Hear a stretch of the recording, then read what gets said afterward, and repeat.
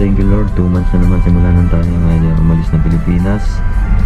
At recall natin yung mga nangyari sa loob ng 2 months natin na yun. So umalis tayo ng Pilipinas July 12, 2025. Lumipad yung ating team Abu Dhabi, then Abu Dhabi to Copenhagen, Denmark, then Copenhagen to Aalborg, Denmark. So dito tayo nag-join sa Skagen, Denmark. Then nasa Ankara yung barko natin nung mag-join tayo. At ang unang biyahe natin ay papunta ng St. Petersburg, Russia. So dumaan tayo dito sa Danish Strait. Ayan, pababa dito napunta ng St. Petersburg. So dito tayo nag-loading. So ayan, St. Petersburg. So first parcel natin dito. Then pumunta tayo ng Ustluga. Halos less than 24 hours yung biyahe dito. Yung tatandaan ko, Ustluga, Russia. Then balik tayo dito sa Danish Strait. Balik ng Dover Strait. Ayan, pababa. Daan tayo ng Portugal, Gibraltar Strait para sa ating discharging. Punta ng Suez. Ayan, Mediterranean Sea. Punta tayo ng Suez. Ayan, dito tayo nag-provision, nag-anchorage tayo dito ng isang araw. Then tumawid tayo ng Suez Canal para makapunta tayo ng Yanbu, Saudi Arabia. So yun ang ating unang discharging port, Yanbu.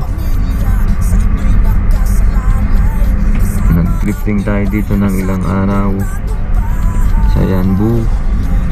Then pumunta tayo ng Jeddah, Saudi Arabia. So drifting na naman, then anchorage, then saka natin na-discharge yung ating second parcel dito sa Jeddah, Saudi Arabia. Then balik na naman tayo ng Suez Canal.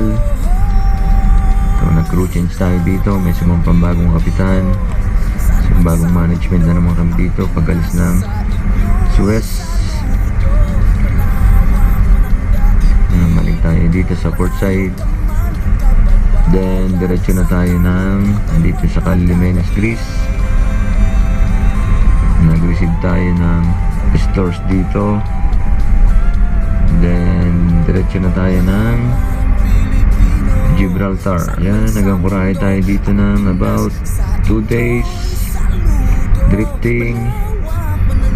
Napakahirap dito ng drifting. Ang dami ng barko dito na naghihintay sa Gibraltar para makapasok dito sa Algeciras at saka sa Gibraltar. So nag-anchorahe tayo dito with pilot dito sa Gibraltar, malapit sa pilot station. Then nag-receive tayo ng store, nag-inspection, ISM, ISPS, MLC, and betting inspection. Betting inspection pala natin ay sa Saudi.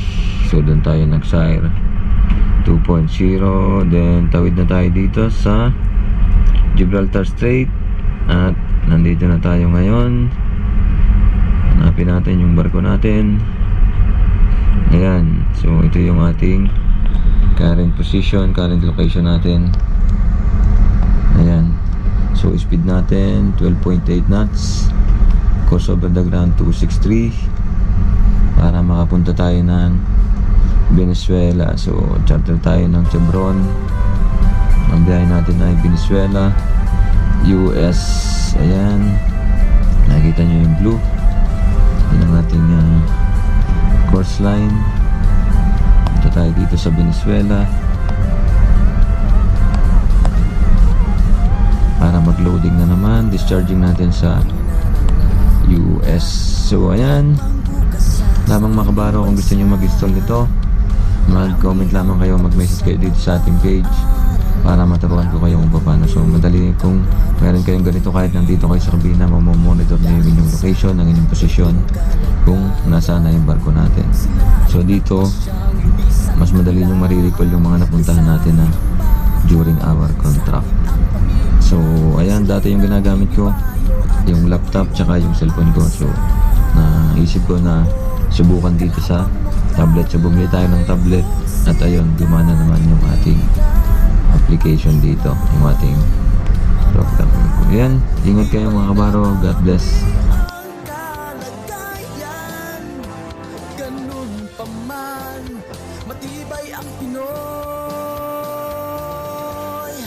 Laban Pilipino, saan man sa mundo, ang Pinas sa inyo'y saludo. Malawak man ang daigdig, malayo ka man kababayan, sa kalungkot ay huwag padadaig.